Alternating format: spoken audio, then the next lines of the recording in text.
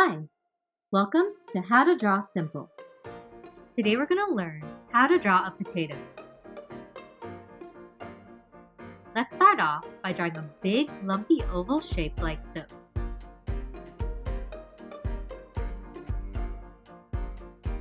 Then add a few thin lines across the potato to make the texture look rougher.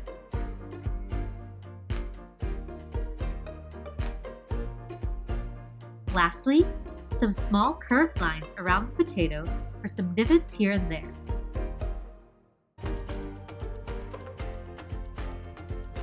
And now you've got a potato.